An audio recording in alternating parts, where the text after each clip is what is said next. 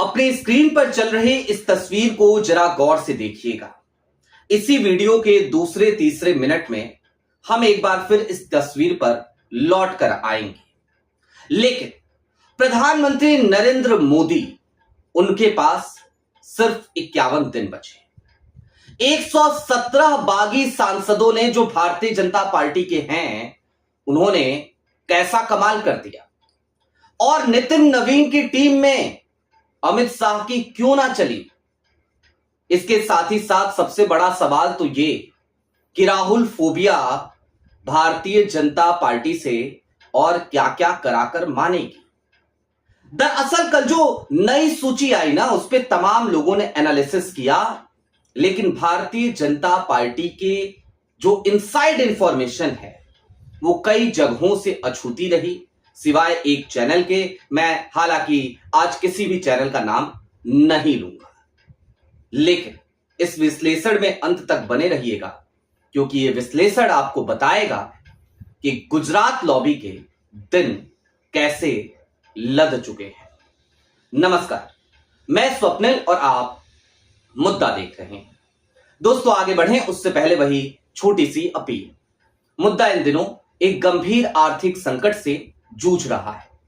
एक तरफ जहां हमारे मेन बैंक अकाउंट्स बीते लंबे समय से फ्रीज चल रहे हैं, तो दूसरी तरफ हमारे 2.5 साल पुराने चैनल को हमसे लंबे समय तक छीन कर रखा गया था।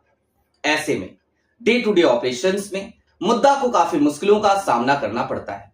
लिहाजा आपसे गुजारिश है, यदि आप चाहें तो स्क्रीन पर दिख रहे क्यूआर कोड या फिर के नीचे दिख रहे यूपीआई नंबर्स के जरिए मुद्दा की छोटी छोटी मदद जरूर कीजिएगा, ताकि हमारी बेबाकी यूं ही बरकरार रहे।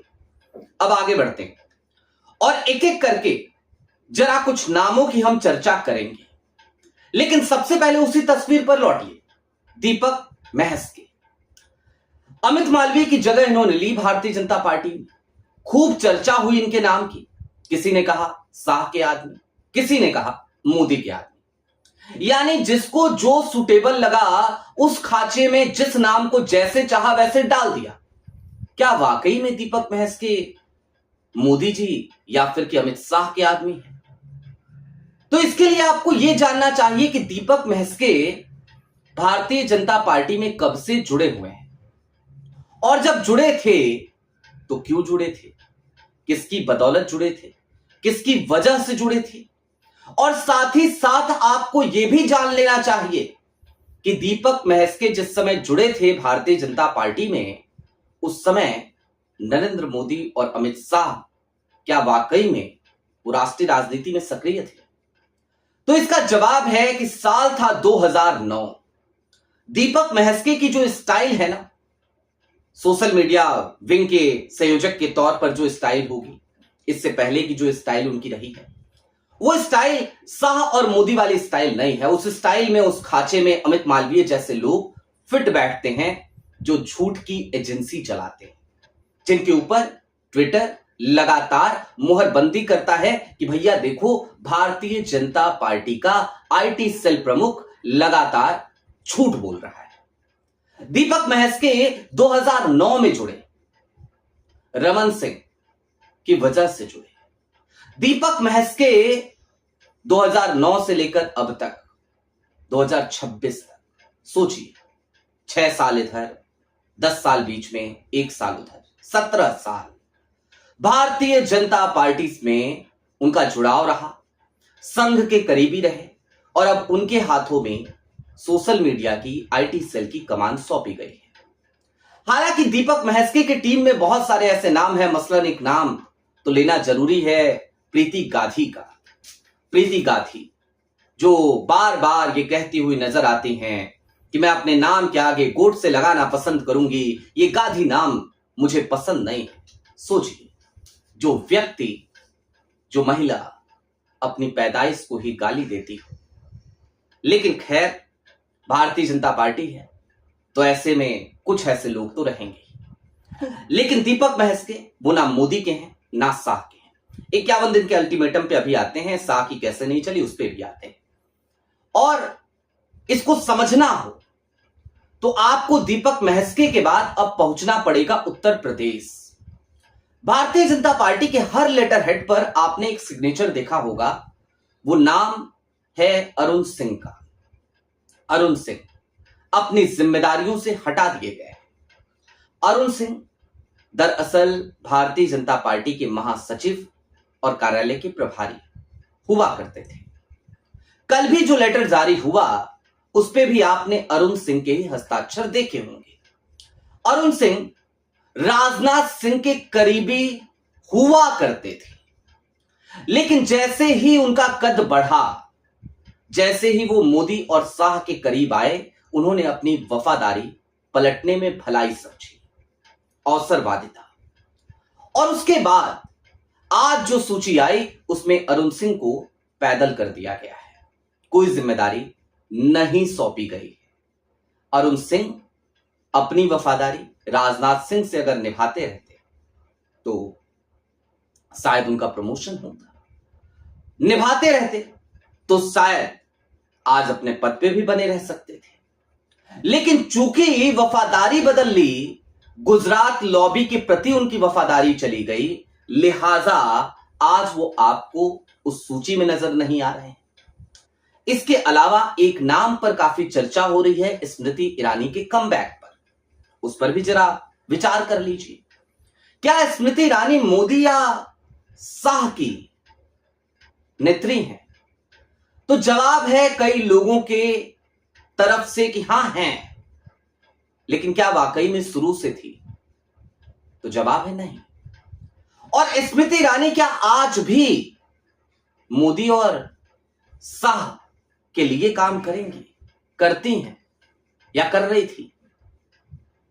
दरअसल 2019 में वो चुनाव जीती, लेकिन 2024 में चुनाव हारने के बाद स्मृति ईरानी एक अपॉइंटमेंट के लिए भी तरस जाती।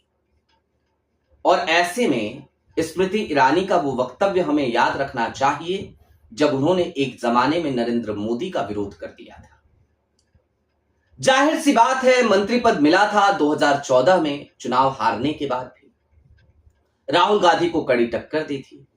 2019 में भी मंत्री पद पे रही क्योंकि राहुल गांधी को हरा दिया था। और उस समय पर तमाम तरीके की बातें हुआ करती थी। स्मृति ईरानी की अपनी पॉलिटिक्स वैसे भी 2014 से लेकर अब तक की सिर्फ और सिर्फ नेहरू गांधी परिवार पर हमला करने मात्र की रह गई थी। लेकिन उससे पहले कि अगर आप स्मृति ईरानी की पॉलिटिक्स देखेंगे तो आपको नजर आएगा कि वो मुद्दों पर धरने दिया करती थी। अब आप ये कह सकते हैं कि सिलेंडर का दाम बढ़ा तो धरना दिया, इसका दाम बढ़ा तो धरना दिया। विपक्ष में थी, विपक्ष का काम ही यही होता है। लेकिन दोस्तों, मैंने आपको 3 नाम जो गिना दिए ना, अब इसके बाद दीपक महस्के की उसी तस्वीर पर वापस आई है और यहां पर बहुत सारी गुत्थियां सुलझती हुई नजर आएंगी। 51 दिन का अल्टीमेटम, आप, मुझे पता है आप इंतजार कर रहे होंगे, उस तरफ ही चल रहा है। इस तस्वीर को देखिए गौर से, एक बार फिर से इस पोस्टर को देखिए। यह पोस्टर दीपक महस्के ने खुद अपने सोशल मीडिया अकाउंट से कल साझा किया। केंद्रीय नेतृत्व को धन्यवाद दिया, नितिन नवीन को थैंक यू। क्या इस पोस्टर में आपको कहीं प्रधानमंत्री नरेंद्र मोदी की तस्वीर, गृह मंत्री अमित शाह की तस्वीर या उनका नाम नजर आ रहा है?